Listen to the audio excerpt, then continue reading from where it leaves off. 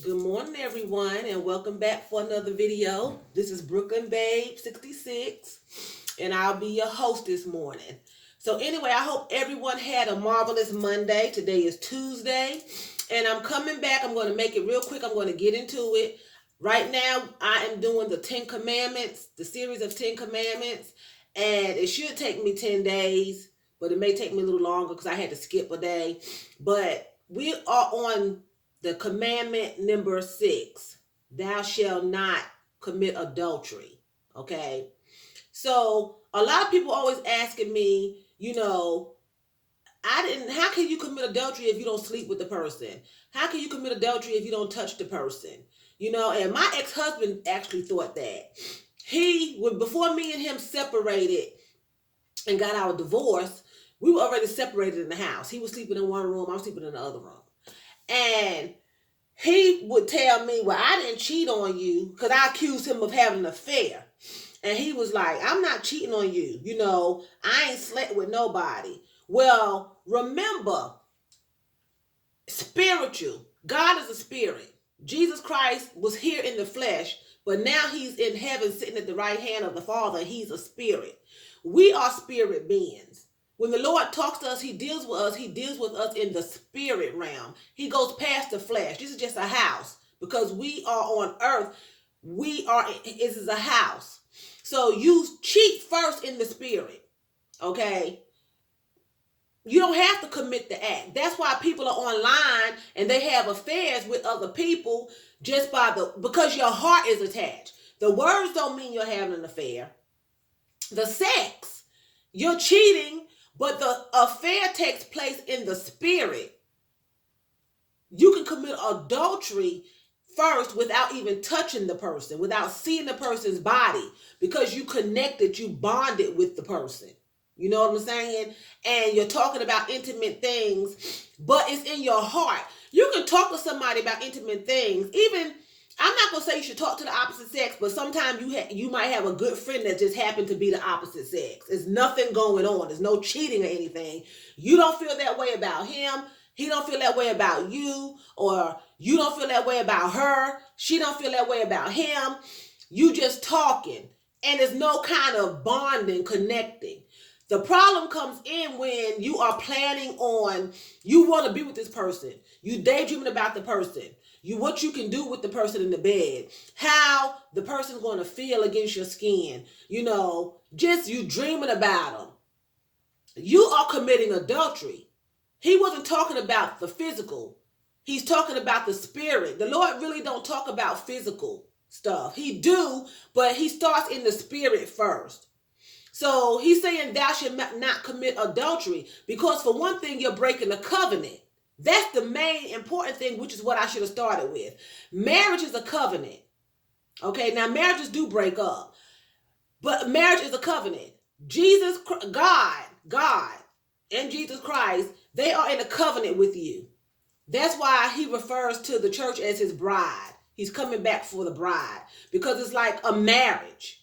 When you say I do, it's a covenant. You don't go out sleeping with other people.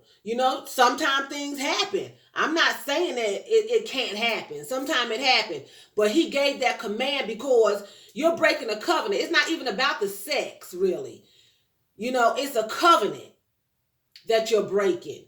Because once you are married, once you become physical, you become one. You're one. And so you break that covenant, which can break the connection with God as well as your spouse. You know what I'm saying? It ain't just about your spouse. It's about your relationship with the Lord. Now, I'm not saying that you can be in a relationship. It's a selfless relationship with another party, and they could be saved. They could be your spouse, but they're selfish. They're not giving you any attention, and you don't have what you're supposed to have in a marriage. And things do happen. I'm not saying that things don't happen. I'm not saying you can't end the marriage if you're not happy. That's not what I'm saying. But I think the best thing to do is to end the marriage first. End the marriage first and then go on. So then you're not committing adultery. That's the problem. You don't want to get into a situation where you're spiritually committing adultery, because you don't have to I'm hot. That's why I keep moving my hair, because I'm trying to, like, it's hot. You don't have to be into a physical relationship. People get it mixed up. People think when they look at pornography that they're not cheating, but actually you are. You actually having threesomes and foursomes. When you are looking at the same sex pornography, you're having a lesbian relationship. You're having a homosexual relationship if it's the same sex that you're watching. You may not be in the act, but if you're watching it and then it's getting into your spirit and you're enjoying it, you are having a homosexual relationship. If you're watching the opposite sex, you are having a relationship. If it's 3 or 4 or 5 different people, you are having a relationship with them. It's not about the actual physical sex act. That's not what it's about. It's spiritual. It's spiritual.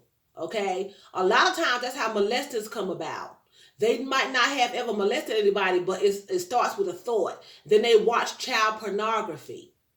Okay? You don't have to actually touch the child. But if you're watching that pornography of a minor, which is just gross and disgusting, then you are already committing the act spiritually. You don't have to touch the child. You may do it in the privacy of your own home and you don't go to prison, but the Lord see you and you're still committing the act. You're a pedophile. You're a criminal. You're a creep.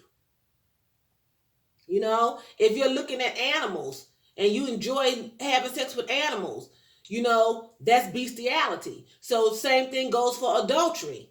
It could be done in the privacy of your own home. Just you talking to somebody and you're bonding with the person and you in love with the person and you're having cyber sex and things like that. That is adultery. If you think on a person and lust on them, it has to build up in you, because you can have a conversation. You can't sit here and say that everybody you see that you think about that's hot and sexy, you're cheating with. They're not in your heart. That's not the same thing. I'm talking about they're in here. They're in your spirit. That's who you want to be with. This is who I'm sleeping with physically when I'm with my husband or my wife. Spiritually, that I'm physically with my husband or my wife, but spiritually I'm with this person. He's living on the moon. She's living on the moon. My husband living right here with me in Timbuktu. But my mind is on the moon. My spirit is on the moon. I can't think of anything else but this person on the moon. And I'm here in Timbuktu on earth with someone, but my mind is on the moon. He's talking spiritually. And then he's also talking physically, because when it happens spiritually, it's going to trickle into physically, unless you just can't get to the person because they're too far away. But an adulterous affair, people have broken up all the time just for relationships online. A husband finds his wife having cyber sex and talking to another man online. Girlfriends find their boyfriends talking to another woman online. They break up with them. It destroys relationships. It destroys relationships with God. Even though you could repent and come back, He'll forgive you. It destroys relationships. You know what I'm saying? So He said, "Thou shalt not commit adultery." The 10th commandment, number 6. Okay? Do not commit adultery. If you find yourself in that situation, then the only thing I could suggest to do is to pray. Ask the Lord to deliver you, because sometimes it's hard for you to do it yourself. So ask the Lord to deliver you. If this person is supposed to be your spouse, I'm not saying everybody you meet that you wind up being with, talking to or falling in love with, whether they near or far, is not, you can't be with the person. But if you're in a situation that because everybody you marry is not supposed to be your spouse anyway. The Lord did not make that marriage vow for better or for worse, sickness and in health, rich or for poor. He did not. He said, He wants you to stay married to death do you part. But He also said, who God joined together, let no man put asunder. He also said that too. And God don't join everybody. You marry the wrong people. That's why divorces happen. And God can put somebody together and the divorce can happen. Depends on the person. You know what I'm saying? So I would suggest you pray, ask the Lord to get you out of the situation. If you want to be with the person and you love the person and they love you genuinely and you're with somebody but you done, then remove yourself from the situation.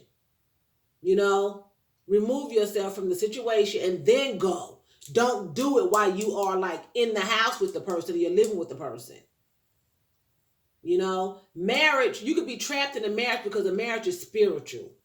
And I shouldn't say trapped, but you can be in a marriage with somebody and it's spiritual. The Lord don't look at the actual act that you're touching the person. It's spiritual, so it can be tricky. You know, and I believe that when he made these commandments, they were spiritually, because it starts in the spiritual realm. And then he was talking physically too. Okay, so that's commandment number 6. Thou shalt not commit adultery. And it's not just, like I said, against your spouse. The Lord considers you to be cheating on him when you worship other gods and you do other things that you're not supposed to do. You're committing adultery against God too, because we're married. He's married to the church.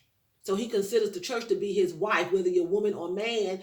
He's the groom. We're the bride. So when you start worshiping other gods and bowing down to other gods and taking in other doctrine, you're also committing adultery against him too. So it's a lot of different circles on that. It's just not one thing. It's a lot of different things on that.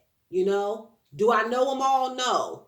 You know, that's why they have a Bible and that's why they have Google. You look it up. But there's a lot of other areas, because you are cheating on the Lord too when you start worshiping other gods, because he said, thou should not have any other God before me. You know? So I want you all to have a nice day. Have a terrific Tuesday. Don't forget to rate, share, and subscribe. I'll be back tomorrow, hopefully, with commandment number 7. Y'all have a blessed day.